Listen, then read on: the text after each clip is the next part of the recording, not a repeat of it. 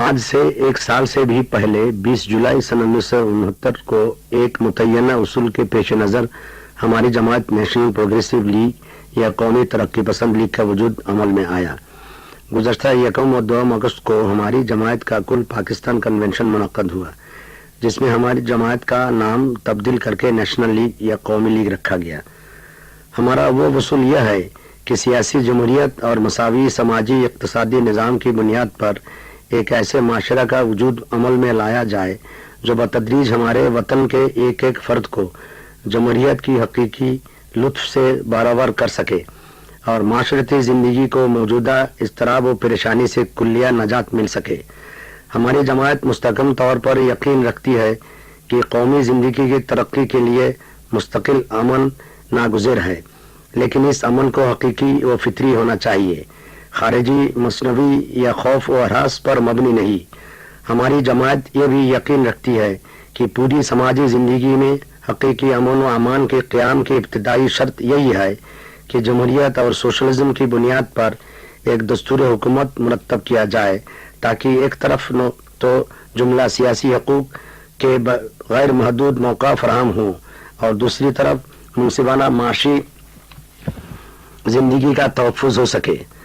ہماری جماعت کے خیال میں اس کے سوا اور کوئی ایسی صورت نہیں جس کے ذریعے جمہوریت یعنی عوام کی حکومت کو ان تشدد پسند بائیں بازو، فسطائیت پسند طاقتوں اور جارے دائیں بازو کی حرکتوں سے نجات دلا سکے، جو اپنے اپنے طور پر طرح طرح کے نعروں کے ذریعے پاکستان میں اپنی اپنی ڈکٹیٹری قائم کرنے کی فکر میں ہیں۔ بین الاقوامی سیاسی پیش منظر میں ملکی حالات کا بنظر غیر تجزیہ کرنے کے بعد ہماری جماعت مشہور انگریز ماہر سیاستدان ہیرل لاسکی کے اس خیال سے متفق ہوئی کہ جمہوریت کے تحفظ کے لیے سوشلزم ناگزیر ہے۔ چنانچہ نیشنل لیگ نے پاکستان کو ایک حقیقی جمہوری مملکت بنانے کا تہیہ کیا ہے اور اس غرض سے یہاں مستحکم بنیاد پر سوشلسٹ اقتصادی نظام قائم کرنا چاہتی ہے۔ لفظ اشتراکیت یا سوشلزم اور اس کے تشریح سے متعلق ملک میں بحث و تمیز کا طوفان برپا ہے اور طرح طرح کی غلط فہمیاں بھی پیدا ہو رہی ہیں۔ ایک طبقے کے لوگ سیدھی طرح یہ کہتے ہیں کہ سوشلزم کا مطلب کمیونزم اور کمیونزم کا مطلب الحاد ہے، اور اسلام پر مبنی مسلم معاشرہ چونکہ کسی طرح بھی الحاد کو قبول نہیں کر سکتا، لہذا کسی طرح بھی سوشلزم یا اشتراکیت کو اپنا نہیں سکتا۔ اس طبقے کے لوگوں کا خیال قطعی طور پر غلط اور مطلب پرستی پر مبنی ہے۔ اسلام پر پاکستان کے کسی خاص طبقے کی اجارہ داری نہیں کہ علماء کا ایک گروہ دوسرے گروہ کو کافر قرار دے، پھر ایک تیسرا گروہ بھی ہے جو ان دونوں گروہوں کے علماء کو کافر و مرتد قرار دے رہا ہے۔ یہ صورتحال صرف افسوسناک ہی نہیں بلکہ بہت شرمناک بھی ہے۔ اس قسم کے اعلانات سے یہی ثابت ہوتا ہے کہ ان لوگوں کو اسلام کے وقار و وقات سے یا اس کے نظریہ کا تقدس بحال رکھنے کی قطعی کوئی فکر نہیں، بلکہ سبھی اپنے اپنے جماعتی و سیاسی نظریات کی بالادستی قائم کرنے کے خاطر اس قسم کے جھگڑے یا غلط فہمیاں پیدا کر رہے ہیں۔ پچھلے 2 دہائیوں کے اندر یہ بات پایا ثبوت کو پہنچ گئی ہے کہ محض سیاسی اغراض کے ماتحت اسلام کے نام پر غیر اسلامی حرکات کو فروغ دیا جا رہا ہے۔ حقیقی اسلام کے ساتھ اشتراکیات کا کوئی اختلاف ہو ہی نہیں سکتا۔ یہ بات قرآن پاک و سنت کے ذریعے ثابت کی جا سکتی ہے۔ علامہ اقبال نے 1930 عیسوی میں سر فرانسس ینگ ہسبینڈ کو یہ خط میں لکھا تھا، بالشوک اصول کے ساتھ ساتھ اللہ کے وجود کو تسلیم کرنا اسلام ہے۔ مگر خود علامہ اقبال بھی ایک زمانے میں کافر قرار دیے جانے سے محفوظ نہ رہ سکے تھے۔ ہم مسلمان ہیں، اسلام پر عقیدہ رکھتے ہیں، لیکن جو لوگ اسلام کو لے کر تجارت کرنا چاہتے ہیں یا کرتے ہیں، ہم ان کے جماعت میں نہیں ہیں۔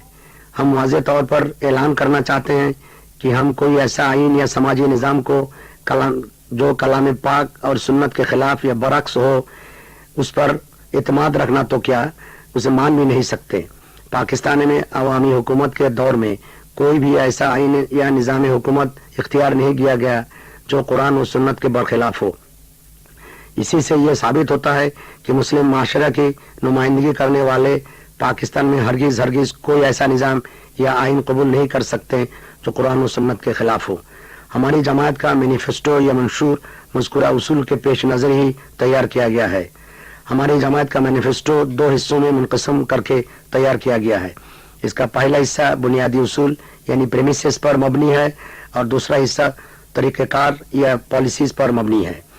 ہماری جماعت نے مجموعی طور پر 8 امور کو بنیادی اصول کے حیثیت سے قبول کیا ہے۔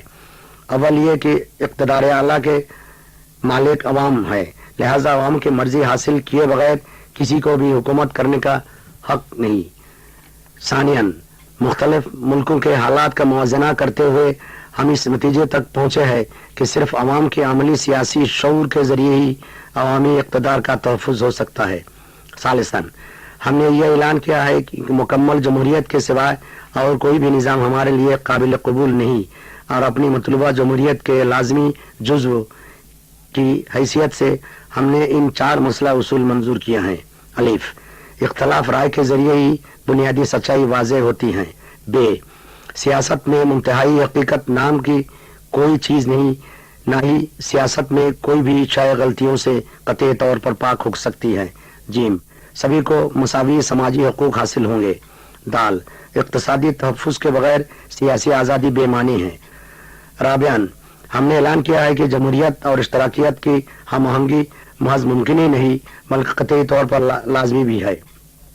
5، بنگالی، پنجابی، پٹھان، سندھی اور بلوچی کی حیثیت سے 5 منفرد علاقائی، ثقافتی، لسانی اور نسلی اکائیوں کو تسلیم کرتے ہوئے ہمیں پاکستان کی ملی شعور کی تعمیر نو کا کام اس طرح کرنا چاہیے کہ بہت جلد ایسے صحت مند فضا پیدا ہو سکے اور ہم اپنے مسائل کو اس طرح سلجھا لیں کہ آئندہ چل کر ہم اپنے قومی اور سیاسی وجود کو ثابت کر سکے۔ ملی امنگوں اور علاقائی انفرادیت کے امتزاج کا صرف یہی ایک طریقہ ہے۔ سادساً، تاریخی قرارداد لاہور کی بنیاد پر ایک ایسا دستور تیار کرنا ہوگا جو متحدہ اور وفاقی مملکت کی نوعیت کا ہو اور جس میں فیڈریشن میں شامل اکائیوں کو مکمل خود مختاری حاصل ہوگی۔ سابعاً، ہماری اپنی قومی دفاع کا انتظام ایسے سائنسی منصوبے کے تحت کرنا ہوگا کہ ملک کے مشرقی اور مغربی علاقوں کا دفاع ان کے مخصوص جغرافیائی اور طبعی حالت سے مطابقت کر سکے۔ ثامناً، ہم نے اعلان کیا ہے کہ ملک کے دونوں علاقوں کے درمیان چونکہ بہت زیادہ فاصلہ ہے، اس لیے قدرتی طور پر یہ ایک 2 اقتصادی مملکت ہے، لہذا ملک کے دونوں علاقوں کے لیے 2 جداگانہ اقتصادی پالیسی کا نظام ناگزیر ہے۔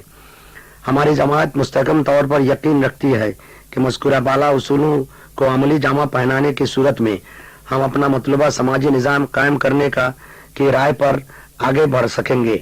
اس مقصد کے تحت ہم لوگوں نے اپنا ایک طویل لاہ عمل تیار کیا ہے جو ہمارے مینیفیسٹو کو دوسرا حصہ ہے۔ آنے والے انتخابات کے لیے ہم لوگوں نے اپنا کوئی مخصوص لاہ عمل مرتب نہیں کیا، لیکن ہمارا خیال ہے کہ اس قسم کا جون سا بھی پروگرام ہو ہم اسے اپنے طویل لاہ عمل ہی کے اندر سے لے سکتے ہیں۔ ہماری جماعت اپنا منزل مقصود تک پہنچنے کے لیے قدم بقدم چلنا چاہتی ہے اور ہم 4-5 سالہ منصوبوں کے ذریعے اپنے پورے لاہ عمل کو پایہ تکمیل تک پہنچانا چاہتے ہیں۔ ہماری مجموعی لاہ عمل کا خلاصہ یہ ہے: 1، آئینی شعبہ میں ہم ایسے ضوابط متعین کرنا چاہتے ہیں کہ الف، مملکت بیک وقت وفاقی اور پارلیمانی ہوگی۔ وفاق میں شریک ریاستوں کو مکمل علاقائی خود مختاری حاصل ہوگی۔ جیم، حق رائے دہندگی کم سے کم عمر 18 سال کی ہوگی، لیکن جو لوگ ثانوی اسکول سرٹیفکیٹ کے امتحان میں شریک ہو ان کے لیے عمر کی کوئی قید نہ ہوگی۔ ریاستی مجالس قانون ساز میں مزدوروں، معلموں، قانون پیشہ لوگوں اور معالجوں کی خصوصی نمائندگی کے ضوابط موجود ہوں گے۔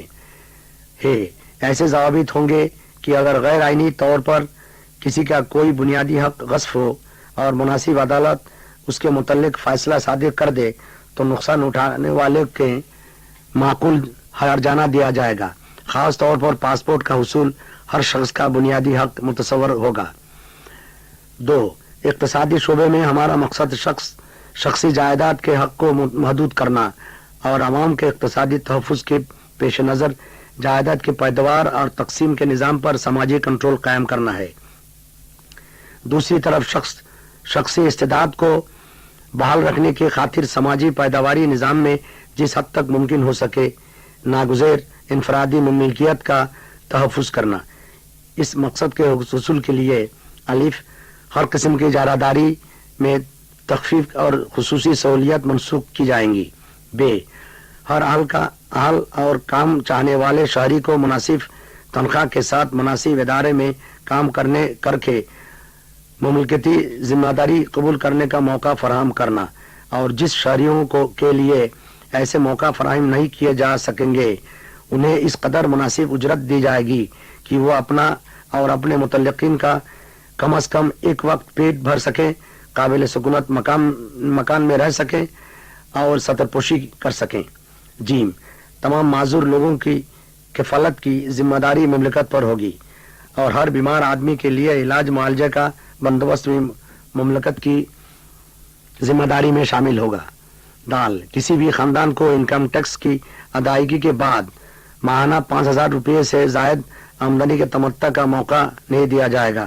خاندان سے ہماری مراد شوہر، بیوی اور نابالغ بچے ہیں. محنت و مزدوری کی زندگی کی قدر افزائی کے مطابق انہیں پورا متعینہ معاوضہ دینے کے علاوہ انہیں ترقی یافتہ کاموں کے لیے زائد بھتہ بھی دیا جائے گا. 3 کسانوں کے اقتصادی ترقی کے لیے ہمارا ایک مخصوص پروگرام ہے جس کے چند خصوصیت یہ ہیں. الف نظامی اراضی کے قطعی طور پر بدل کر راہ راست کسانوں میں اس طرح تقسیم کرنا کہ زیادہ سے زیادہ لوگوں کو زمین پر ملکیت کے حقوق مل سکے، یعنی جس کا حل اسی کا زمین کو تسلیم کرتے ہوئے غیر حاضر مالک کی ملکیت کو منسوخ کرنا. ب اسی پیمانے پر امداد باہمی کے اصول پر زرعی نظام کا نفاذ. جیم زراعت میں مشین اور بجلی کا استعمال. دال فصل کی پیداوار میں کم از کم 3 گنا اضافہ کر کے ایسے یقینی حالت پیدا کرنا کہ تھوڑی سی زمین ہی سے خاندان کی خوراک کا بندوبست ہو سکے. زمینی ٹیکس کو قطعی طور پر ختم کر دینا. اس طرح سرکاری آمدنی میں جو کمی ہوگی اسے دوسرے ذرائع سے پورا کرنا. واو مشرقی بنگال میں وسیع پیمانے پر مچھلی کی پیداوار کا بندوبست کرنا اور سیلاب پر قابو پا کر وسیع آبپاشی نظام کے ذریعے ایک طرف موسم سرما کے اندر ہر زمین میں 2 فصلیں اگانا اور دوسری طرف موسم برسات کی فصل کو قدرت کے رحم و کرم پر رہنے سے چھٹکارا دلانا. 4 ملک دفاع کے سلسلہ میں ہمارا خاص مقصد یہ ہے کہ مشرقی بنگال میں پانی کی دولت سے دفاع کا مصرف لیا جائے اور اس مقصد کے تحت ملک کے اس حصہ کے لیے ایک مبنی برآب یعنی میرین اورینٹڈ پالیسی واضح کی جائے. مشرقی بنگال کے خاطر تیار کردہ اس پالیسی کے ساتھ مطابقت کرتے ہوئے اس علاقے میں سیلاب کنٹرول اور آبی رسل و رسائل کا بھی بندوبست کیا جائے اور اس مد میں جو خرچ ہو وہ دفاع کے فنڈ سے لیا جائے. ملک کے غیر علاقے کی متفل دفاعی فوج حتی الوسیع اسی علاقے کے باشندوں پر مشتمل ہو. 5 ملک کی خارجہ پالیسی کے معاملے میں ہم متعلقاً آزاد اور کسی گروہی پالیسی سے جدا غیر جانبدار پالیسی اختیار کریں گے. ہماری پالیسی سامراج کی مخالفت اور امن کی کوشش میں مصروف اور حریت پسند قوموں کی حمایت ہوگی. ایشیا، افریقہ اور لاطینی امریکہ کے عوام بالخصوص عرب قوموں، کشمیری بھائیوں اور ویتنام و کمبوڈیا میں سامراج کے خلاف جد و جہد میں مصروف عوام سے ہمیں خاص ہمدردی ہوگی. ہم اپنی پالیسی کی حیثیت سے تمام بین الاقوامی تنازعات کے پرامن تصفیہ کے خواہاں ہوں گے. جب تک اپنے تحفظ کے لیے انتہائی ضروری نہ ہو جائے تب تک ہم کبھی بھی کسی جنگ کی کوشش کی تائید نہیں کریں گے. عدالتی شعبے میں ہم عدلیہ کی فطری آزادی پر یقین کریں گے. اس مقصد کے تحت ہائی کورٹ اور فیڈرل کورٹ کو چلانے کی ذمہ داری خاص طور پر منتخب شدہ ادارے کے سپرد کی جائے گی.